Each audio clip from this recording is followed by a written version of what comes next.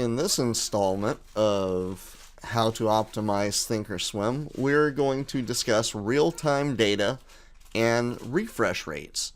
There's some stuff that's not exactly true floating around there. So if you look here in the top left corner, you'll see where it says real-time data.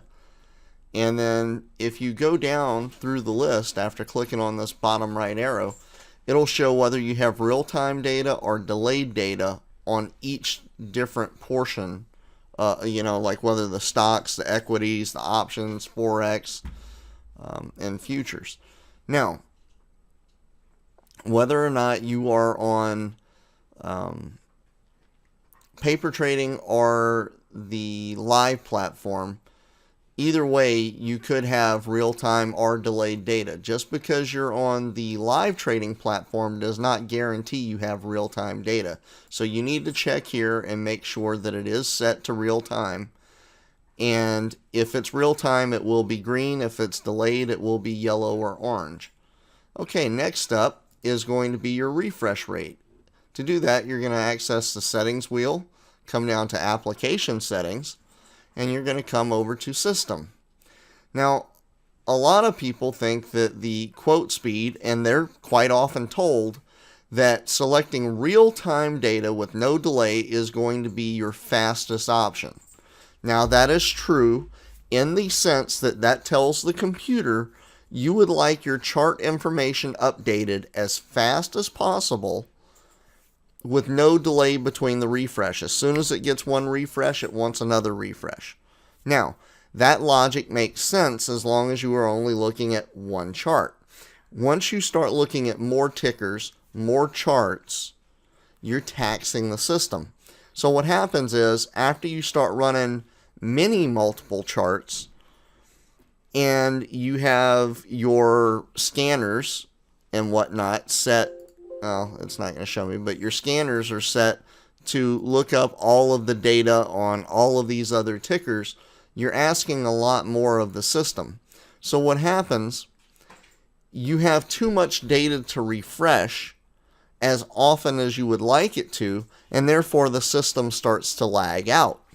Now, by choosing a slightly slower, which the numbers are backwards, fast is slightly slower than real time, moderate is slightly slower than fast, and slow is slower than moderate. But I keep mine set to fast, but I have a very fast internet connection of nearly 1 gig, which I get about 750 kilobytes per second or megabytes per second of download speed constantly. And I'll show you in just a second where that's going to be important to you. But if you're still having a problem with your system lagging, you may need to go down as far as the moderate setting. I would not recommend anything slower than the moderate setting. If it is, you probably are running a computer that's too slow to trade reliably off of. So, but no real reason to set it to no delay here. Also, just because you set it to no time delay here does not mean that is the same data as here. This real-time data refers to, is your data stream coming from the real server or the paper trading server? This quote speed, where it says real-time here, refers to the refresh rate. So don't get those two confused. This one, is it the live data stream of information, or is it the paper trading data stream? Over here, how fast your computer is going to update those. Okay, so to show you this, we'll go to one more location. We'll have to go to charts, make sure that's set, and then click on help.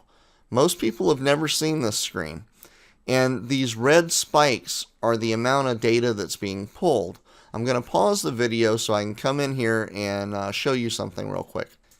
What I did there was I forced the system to upload a lot more data. And you can see every minute or so, well actually this is every 1 second, but then it gets these spikes, right?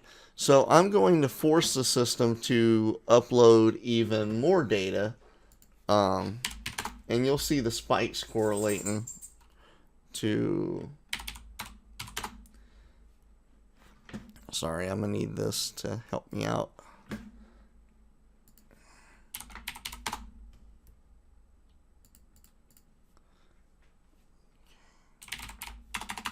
So what I'm doing is inputting tickers to induce lag and force it to look for new data. And you can see that data spiking here, right? So if I wasn't able to handle this amount of data, you would see this just wig out and it would stay up here.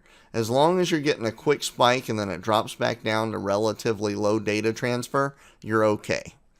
All right. Oh, also while we're on here, the top line, which is done in green, this is your RAM.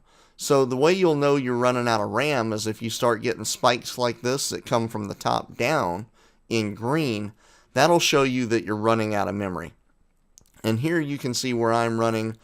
I have almost 5 gigs of free memory, and I'm using just over 1 gig. Now, in the middle of the trading day, this is going to have a lot more activity. And if you find yourself lagging, you can come in here and hit the collect garbage, which functions the same as a clear cache button, which basically dumps all of the memory and allows it to load up new memory and new items to put into memory. So that will help free up some of your system resources. All right, see you soon.